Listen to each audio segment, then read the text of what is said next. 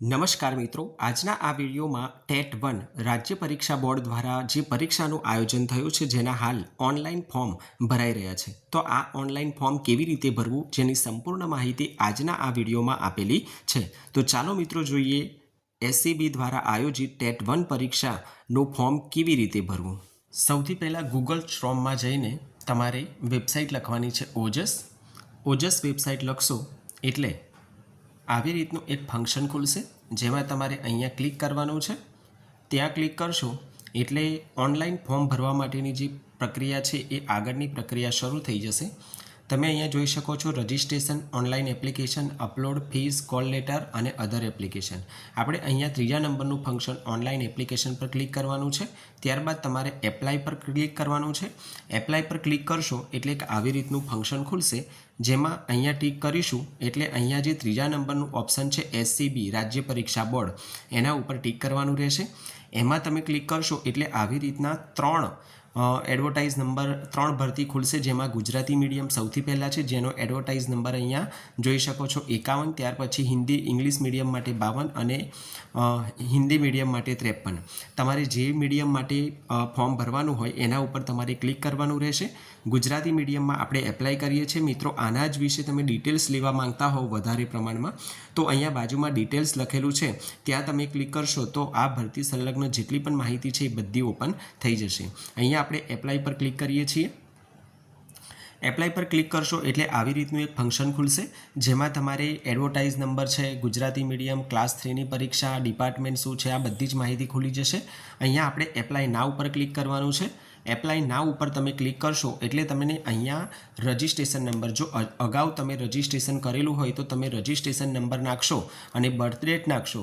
આટલું જ કરશો તો તમારે શું બધી જ મોટાભાગની માહિતી તમારી આવી જશે. જે અગાઉ તમે જેમ કે તમારું નામ છે, સરનામું છે, આવી બધી માહિતી આવી જશે એટલે તમારે એ વધારે કરવું નહીં પડે. જેને રજિસ્ટ્રેશન નંબર યાદ ના હોય ફોરગેટ રજિસ્ટ્રેશન નંબર કરીને પણ પાછો એ રજિસ્ટ્રેશન નંબર મેળવી શકે છે. અને તમારે આમાંનું કંઈ જ ના કરવું હોય ડાયરેક્ટ ફોર્મ ભરવું હોય તો અહીંયા સ્કીપ ઉપર ક્લિક કરવાનું રહેશે. એના ઉપર ક્લિક કરશો એટલે ડાયરેક્ટ નવેસરથી તમારે જે આખું ફોર્મ છે એ ખુલી જશે. સૌથી પહેલાં તમારે મિસ્ટર, સરનેમ, તમારું ફર્સ્ટ નેમ લખવાનું છે, ફાધર અથવા હસબન્ડનું નામ લખવાનું છે, તમારા મમ્મીનું નામ લખવાનું છે, જેન્ડર મેલ ફિમેલ, ત્યાર પછી રીસિલેક્ટ જેન્ડર મેલ ફિમેલ લખવાનું છે. તમારે અહીંયા જન્મ તારીખ તમારી લખવાની છે, કેટેગરી લખવાની છે. મિત્રો કેટેગરીમાં ખાસ અહીંયા તમે કેટેગરી સિલેક્ટ કરશો, સમજો કે EWS કેટેગરી અહીંયા સિલેક્ટ કરી છે તો એનો સર્ટિફિકેટ નંબર, સર્ટિફિકેટ ડેટ અને પ્રમાણપત્ર કોણે આપ્યું છે બરાબર એ તમારે માહિતી ભરવાની રહેશે. જનરલમાં જેને ફોર્મ ભરવાનું છે એમને આવી કોઈ જ માહિતી ભરવાની આવે નહીં. ત્યાર પછી એડ્રેસ તમારું લખવાનું છે, પ્રેઝન્ટ એડ્રેસ, સ્ટેટ, ડિસ્ટ્રિક્ટ, તાલુકો, પિનકોડ. ત્યારબાદ આગળ જોઈએ તો પરમેનન્ટ એડ્રેસ એનું એ જ તમારે લખવાનું રહેશે અથવા તમારે અન્ય કોઈ એડ્રેસ લખવું હોય તો લખી શકો છો. એટલે આ રીતના એડ્રેસ લખવાનું રહેશે. મોબાઈલ નંબર, ઈમેલ એડ્રેસ અને રીટાઈપ મોબાઈલ નંબર અને રીટાઈપ ઈમેલ નંબર. મિત્રો ખાસ તમને જણાવવાનું કે મોબાઈલ નંબર એવો જ નાખજો કે જે તમે રેગ્યુલર ચાલુ રાખતા હોવ અને ઈમેલ આઈડી પણ એવી જ રાખજો જે તમે રેગ્યુલર ચાલુ રાખતા હોવ. કારણ કે આખી જે ભરતી પ્રક્રિયા પૂરી થશે ત્યાર સુધી તમારે આ મોબાઈલ નંબર અને ઈમેલ જે છે એના દ્વારા જ તમને બધી માહિતી મળશે. નેશનાલિટી ઇન્ડિયન આવશે. ત્યાર પછી અન્ય માહિતી જે છે એમાં તમારે આમાંથી જે લાગતું વળગતું હોય એ તમારે ક્લિક કરવાનું રહેશે બરાબર. ત્યાર પછી અહીંયા નો ટીક કરેલું છે. માજી સૈનિક જે છે એમના માટેની આ માહિતી છે, એક્સ સોલ્ડર જેને કહેવાય છે. જો એવા મિત્રો હોવ તો એમને આ માહિતી ફિલઅપ કરવાની રહેશે. ત્યાર પછીનું આવે છે શૈક્ષણિક લાયકાત. અહીંયા નોંધ આપેલી છે કે ઉમેદવારે મેળવેલ પદવી માટે માન્ય ટકાવારીની ચોકસાઈ કરી મેળવેલ પર્સન્ટેજ, ઇક્વિપમેન્ટ પર્સન્ટેજ યુનિવર્સિટીના નિયમ મુજબ દર્શાવવાના રહેશે. એટલે તમારે જે તમારી માર્કશીટમાં માન્ય ટકાવારી પર્સન્ટેજ તમે કઈ રીતે ગણો છો એ નહીં, પણ તમે જે યુનિવર્સિટીમાં કરેલું છે એ યુનિવર્સિટીમાંથી એકવાર તમારે ત્યાં કઢાવી લેવાનું છે અને એ રીતનું તમારું જે ટકાવારી છે, પર્સન્ટેજ છે, માર્ક્સ છે એ તમારે નાખવાના રહેશે. સૌથી પહેલાં એજ્યુકેશન ડિટેલ્સ જેમાં તમારે HSC ટીક કરવાનું છે, પર્સન્ટેજ કેટલા આવ્યા હતા એ ટકા લખવાના છે, ક્લાસ લખવાનો છે, ઇન્સ્ટિટ્યૂટ નેમ, એક્ઝામ ત્યાર પછી સ્ટેટ ગુજરાત પાસિંગ વર્ષ, નંબર ઓફ ટ્રાયલ્સ અને તમારું જેટલા પણ ટ્રાયલ હોય અથવા છેલ્લા ટ્રાયલનો સીટ નંબર નાખવાનો છે.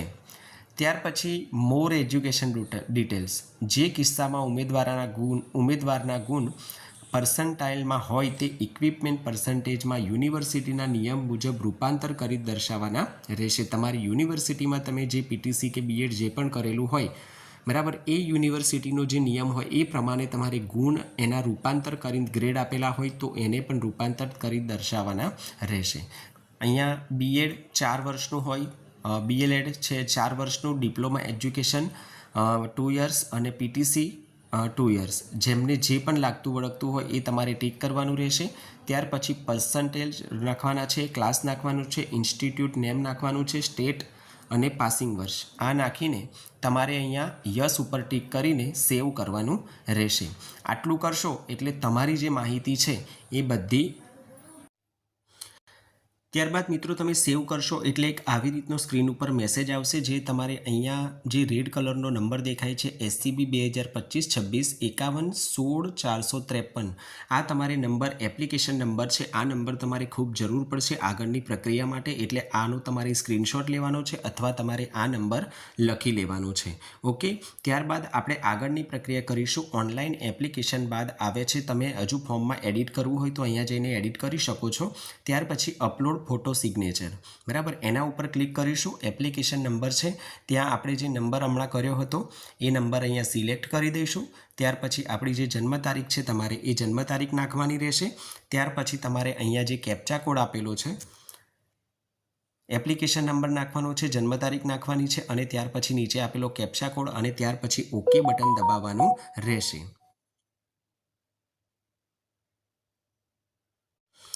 તો મિત્રો તમે અહીંયા ફોટો અપલોડ કરવાનો, ચૂઝ ફાઇલ પર જઈને અપલોડ કરવાનું રહેશે, બરાબર છે. આ રીતની સિગ્નેચર પણ અપલોડ કરવાની છે તમારે, અને તમારો જે ફોટો છે એ 15 KBથી, સિગ્નેચર પણ જે છે એ 15 KBથી તમારે નીચે રાખવાનો રહેશે. તો અને સિગ્નેચર અપલોડ થઈ જાય ત્યાર પછી તમારે કન્ફર્મ એપ્લિકેશન કરવાની છે. કન્ફર્મ એપ્લિકેશન કરવા માટે તમારે કન્ફર્મ ઉપર ક્લિક કરવાનું રહેશે. ત્યાં તમે કન્ફર્મ પર ક્લિક કરશો એટલે તમારે એપ્લિકેશન નંબર જે છે તમારો એ નંબર નાખવાનો રહેશે. એપ્લિકેશન નંબર, બર્થડે, તમારે કેપ્ચા કોડ નાખવાનો છે. ત્યારબાદ તમારે ઓકે ઉપર ટીક કરવાનું છે. ઓકે પર ટીક કરશો એટલે આ રીતનું તમારું જે પણ ફોર્મ છે આખું ભરેલું એ ખુલી જશે, જેમાં તમારે હજુ પણ કંઈક સુધારા વધારા કરવા હોય તો તમે કરી શકો છો. એડિટમાં જઈને એકવાર કન્ફર્મ એપ્લિકેશન ઉપર ક્લિક કરી દેશો ત્યારબાદ તમારી કોઈ પ્રક્રિયા થઈ શકે નહીં. એટલે કન્ફર્મ એપ્લિકેશન પર ટીક કરશો એટલે એક આવી રીતનું ફંક્શન ખુલશે. એના ઉપર તમે ઓકે આપશો એટલે તમારું જે ફોર્મ છે એ સબમિટ થઈ જશે અને એક આવી રીતનો કન્ફર્મેશન નંબર આવશે. આ કન્ફર્મેશન નંબર જે છે એ તમારે ખાસ સિલેક્ટ એને લખી લેવાનો છે અથવા એનો સ્ક્રીનશોટ પાડી લેવાનો છે, બરાબર છે.